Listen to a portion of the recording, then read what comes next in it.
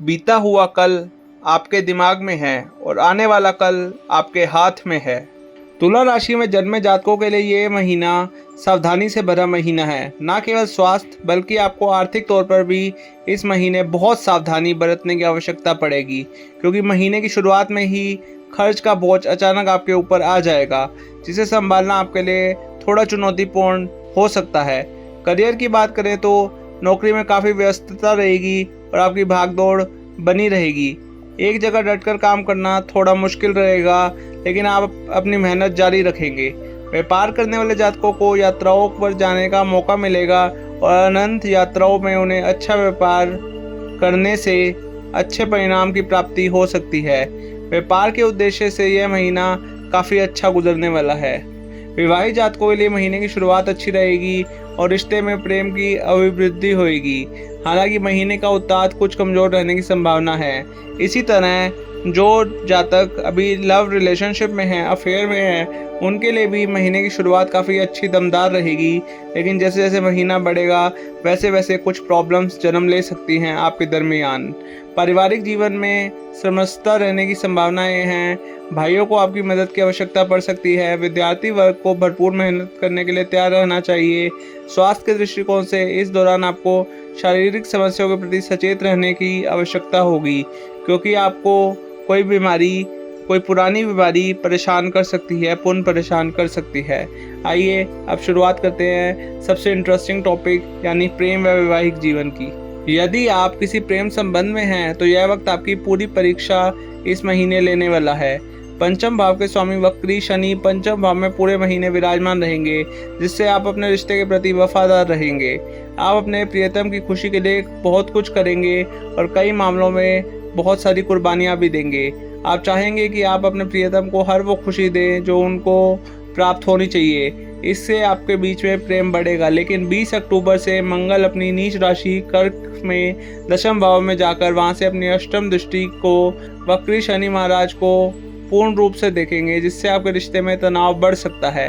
आपस में खींचातानी और लड़ाई झगड़ा की संभावना भी बढ़ सकती है और आपको तथा आपके प्रियतम के स्वास्थ्य समस्याएं भी परेशान कर सकती हैं। वह बीमार पड़ सकते हैं। इस दौरान मानसिक तनाव भी बढ़ने की संभावना है। इस स्थिति में आप दोनों को एक दूसरे का साथ देना पड़ेगा। सबसे ज़रूरी चीज़ वही है, जिससे आप दोनों का प्यार भी मजबूत होएगा और आप दोनों के बीच में एक मैच्योरिटी लेवल भी बढ़ेगा। यदि आप अपने प्रेम संबंध को लंबे समय से हैं तो पंचम भाव के स्वामी शनि महाराज पूर्ण रूप से सप्तम भाव को देखने के कारण आप प्रेम विवाह के लिए भी लगातार प्रयासरत रह सकते हैं और आपका प्रेम विवाह सफल भी हो सकता है। ऐसे चांसेस लग रहे हैं कि अगर आपका या आपके उनके घर वाले नहीं मान रहे आप दोनों के प्रेम विवाह के लिए, तो वह इस महीने मान सकते हैं। सप्तम भाव के स्वामी मंगल महाराज महीने की शुरुआत में नवम भाव में विराजमान रहेंगे, तो शुक्र अपनी ही राशि में होकर प्रथम भाव से सप्तम भाव को देखेंगे, जिस वैवाहिक जीवन में समरसता, प्रेम और रोमानियत बनी रहेगी। आपके और आपके जीवन साथी के मध्य तनाव में कमी आएगी और आप दोनों के बीच में प्रेम की वृद्धि होगी। आप अपने जीवन साथी के साथ लंबी यात्राओं पर जा सकते हैं और कुछ दर्शनीय स्थलों की सैर भी कर सकते हैं। आप दोनों किसी तीर्थ यात्रा पर भी जा सकते हैं, ऐसा मुझे लग रहा है।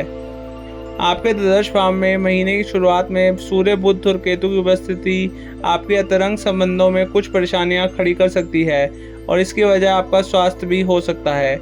महीने के उत्तरार्ध में 10 अक्टूबर से बुध और 17 अक्टूबर से सूर्य तुला राशि यानी आपकी राशि में ही प्रवेश करने और वहां से आपके सप्तम भाव पर दृष्टि डालने तथा वक्री शनि की दृष्टि भी सप्तम भाव पर होने से वैवाहिक जीवन में थोड़ा तनाव बढ़ सकता है।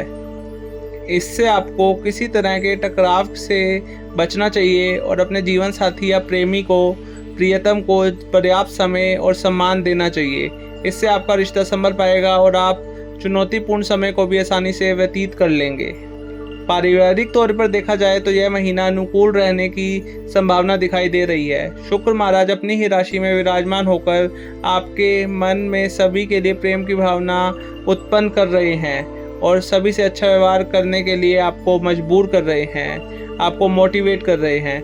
दूसरे भाव के स्वामी मंगल महाराज महीने की शुरुआत में नवम भाव में रहेंगे और इसके परिणाम स्वरूप आप अपने परिवार के साथ काफ़ी प्यार से पेश आएंगे। आपकी वाणी में मधुरता बनी रहेगी। हालांकि 20 अक्टूबर से मंगल कर्क राशि में आपके दशम भाव में जाकर वहां से आपके प्रथम भाव व पंचम भाव और चतुर्थ भाव पर पूर्ण दृष्टि डालेंगे, जो कुछ समय के लिए पारिवारिक जीवन में तनाव बढ़ा सकता है। इस दौरान आपके पिताजी को स्वास्थ्य समस्याएं भी परेशान कर सकती हैं। चौथे भाव के स्वामी शनि महाराज पूरे महीने आपके पंचम भाव में विराजमान रहेंगे, जिससे आपको घर के मामलों में सुख सुविधाओं की प्राप्ति होगी, परिवार की उन्नति होगी, घर में लोगों में आपस में एकता बनी रहेगी।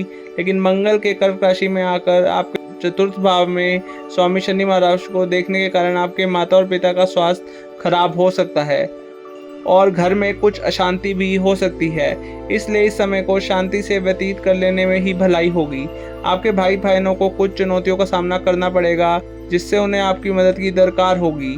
ऐसी स्थिति बनने पर उनका साथ दें और उनके साथ देने का अपना नैतिक कर्तव्य पूरा करें। इससे आपके बीच में जो संबंध है उनमें मधुरता बढ़ेगी। आप सबके बीच में जो प्यार है वह और ज़्यादा मजबूत होगा।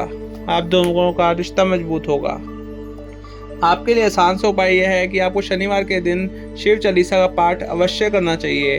उससे जो आपका शनि भारी है वह थोड़ा कम हो जाएगा, उसका जो असर है वह थोड़ा कम हो जाएगा और आपकी ज़िंदगी आसान हो जाएगी। आपको ट्यूसडे के दिन, मंगलवार के दिन बजरंग बाण का भी पाठ करना चाहिए, जिससे आपकी ज़िंदगी बहुत आसान हो जाए, बेहतर बन जाए। करियर के दृष्टिकोण से यह महीना काफ़ी ज़्यादा व्यस्तता दिखा रहा है। छठे भाव के स्वामी बृहस्पति महाराज पूरे महीने अष्टम भाव में विराजमान रहेंगे और 9 अक्टूबर से वह वक्री अवस्था में आ जाएंगे। राहु महाराज छठे भाव में विराजमान रहेंगे तो महीने की शुरुआत में सूर्य, बुध और केतु भी द्वादश भाव में रहेंगे। इससे नौकरी में आपको काफ़ी व्यस्त रहना पड़ेगा और आपके ऊपर काम का दबाव भी रहेगा। आप चुनौतियों से घबराने वाले नहीं हैं। आप जीवन में संतुलन को महत्व देते हैं, इसलिए आप अपने काम को और ज़्यादा मेहनत करके सही समय पर सही तरीके से अंजाम तक पहुंचाएंगे, जिससे नौकरी में आपको अच्छी स्थिति प्रदान होएगी। लोग आपकी कार्यकुशलता की प्रशंसा करते नहीं थकेंगे और व्यापार करने वाले जातकों के लिए भी यह महीना अच्छा रहने की संभावना है। व्यापार के सिलसिले में आपको महीने की शुरुआत में कुछ यात्राएं करनी पड़ सकती हैं। व्यापार में नए व्यावसायिक संबंध स्थापित होंगे, जिससे आपके व्यापार में चल रही समस्याएं दूर होंगी और आपके व्यापार को गति मिलेगी। 20 अक्टूबर से मंगल अपनी नीच राशि कर्क में आपके दशम भाव में प्रवेश कर जाएंगे, जिससे कुछ लोगों को विरोध का सामना करना पड़ सकता है। यदि आप चतुराई से चलेंगे तो आपको विदेशी माध्यमों से भी अपने व्यापार में कुछ अच्छे परिणाम मिल सकते हैं।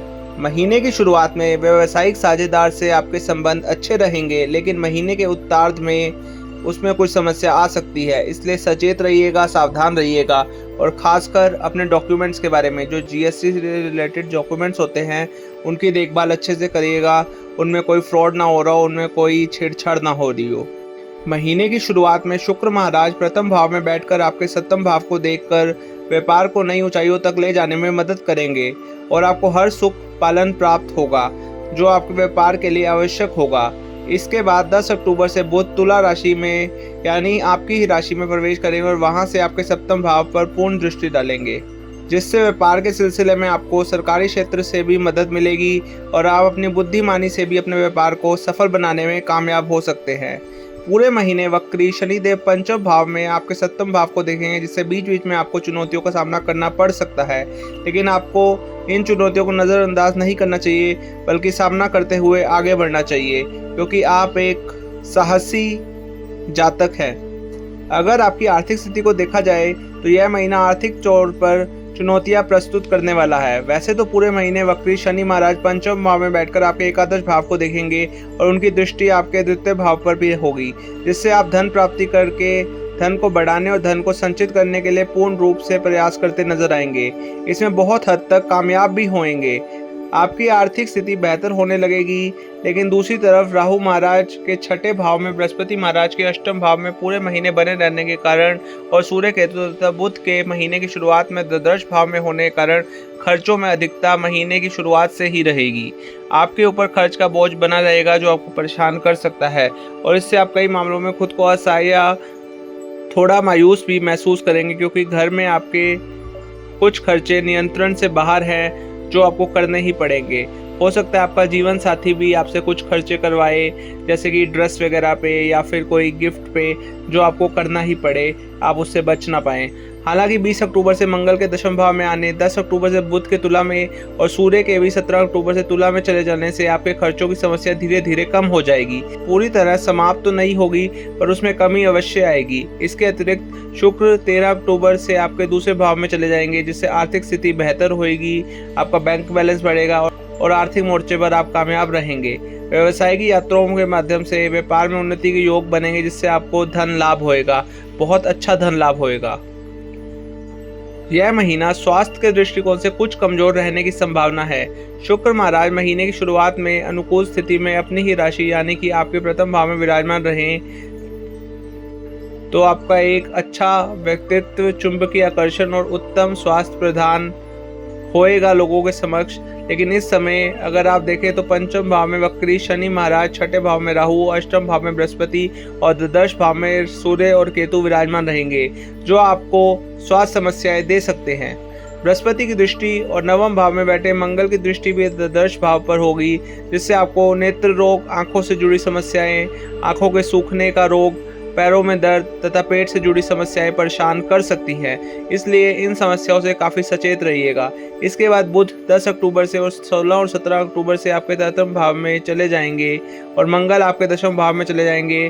तब कुछ हद तक इन समस्याओं में कमी आ सकती है, लेकिन फिर भी आपको अपने स्वास्थ्य के प्रति सचेत रहना होगा और बारीक से बारीक समस्या पर भी ध्यान देना होगा।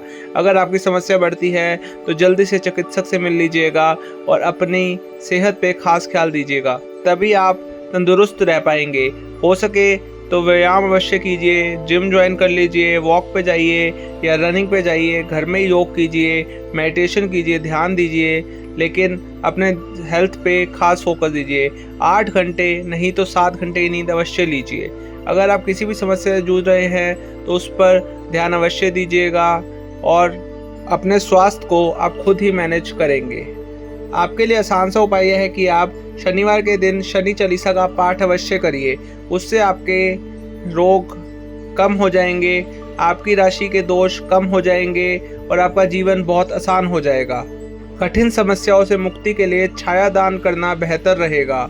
इसके अतिरिक्त आप चमेली के तेल का दीपक श्री हनुमान जी की मूर्ति के समक्ष प्रज्वलित कर सके, 7 बार श्री बजरंग बाण का पाठ भी कर सकते हैं। इससे भी आपका जीवन आसान हो जाएगा। तो यह था आपका अक्टूबर का सटीक राशिफल। अगर आपको यह वीडियो पसंद आई तो मेरे चैनल को सब्सक्राइब कर लीजिए, बेल आइकन प्रेस कर दीजिए, वीडियो को लाइक कर दीजिए और कमेंट्स में ओम नमः शिवाय या फिर जय बजरंगबली लिख दीजिए। मैं आपका अपना आचार्य माधव मिलूंगा आपसे यहीं आपके अपने चैनल द डिवाइन मैनिफेस्टेशन में हर रोज़, हर महीने, हर सप्ताह और हर साल। धन्यवाद। Take care. Bye bye. See you.